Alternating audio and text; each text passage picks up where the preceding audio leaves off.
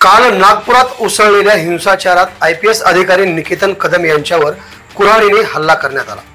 या हल्ल्यात कदम हे जखमी झाले आहेत। 2022-23 मध्ये लातूर सहाय्यक पोलीस अधीक्षक व चाकूर अहमदपूर उपविभागीय पोलीस अधिकाऱ्याचा चार्ज घेऊन अहमदपूर व चाकूर शहराला अतिक्रमण मुक्त व शिस्त लावण्याचं काम कदम यांच्याकडून अत्यंत चोखपणे बजावण्यात आलं होतं। पुढे त्यांची पोलीस उपायुक्त म्हणून नागपूर येथे बढती झाली। त्यांच्या कार्यावर गर्व असल्याच्या भावना सहकार मंत्री तथा गोंदिया जिल्ह्याचे पालकमंत्री नामदार बाबासाहेब पाटील यांनी नागपूरचे पोलीस उपायुक्त म्हणून कर्तव्यावर असलेल्या निकेतन कदम यांना मार लागलेल्या घटनेची फोनद्वारे विचारपूस केली। हेलो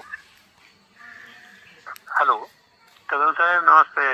हाँ साहेब नमस्कार। काय नाही, आम्हाला गर्व आहे तुमच्या कामाचा। लागले का हाताला लागले म्हणजे? हो हो, डाव्या हाताच्या तळहात लागले बऱ्यापैकी मोठी जखम। असं का? बरं बरं। हो. काय काय लागले की? नाही कुऱ्हाडीनेच मारले। अरे बापरे बापरे बापरे। हो चालते, घ्या काळजी। हा हो साहेब, सोबत तुमच्या बरं का?